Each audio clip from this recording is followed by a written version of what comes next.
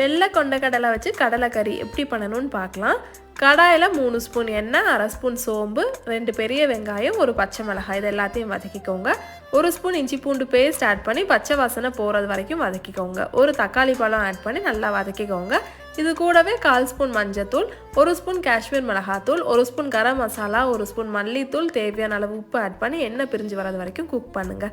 5 whistle வச்சு வேக வச்சுருந்த கொண்டக்கடலையும் வேக வச்சுருந்த தண்ணியையும் ஆட் பண்ணி ஒரு 5 நிமிஷம் க்ளோஸ் பண்ணி குக் பண்ணுங்கள். 2 ஏலக்காய், கொஞ்சமாக பட்டை, ஒரு ஸ்டார் பூ, 1 ஸ்பூன் நல்ல மிளகு, 1 ஸ்பூன் சோம்பு, 3 முந்திரி, கொஞ்சமாக கருவேப்பிலை, 2 ஸ்பூன் தேங்காய், இதை வறுத்து அரைச்சி மசாலா ரெடி பண்ணிக்கலாம். ரெடி பண்ணி வச்சுருக்க மசாலாவையும் கொண்டக்கடலை கூட ஆட் பண்ணி நல்லா கொதி வர்றது வரைக்கும் குக் பண்ணுங்கள். ஒரு 5லேருந்து 7 நிமிஷம் இதை மாதிரி நல்லா கொதிச்சு வந்ததுக்கப்புறமா இந்த கன்சிஸ்டன்சி உங்களுக்கு போதும்னா இப்போவே ஸ்டவ் ஆஃப் பண்ணிடுங்க. நான் இதை மாதிரி கொஞ்சமாக திக்கானதுக்கப்புறமா கொத்தமல்லி இலையை தூவி ஸ்டவ் ஆஃப் பண்ணிவிட்டேன். அவ்வளவுதான், வெள்ளை கொண்டக்கடலை கிரேவி ரெடி.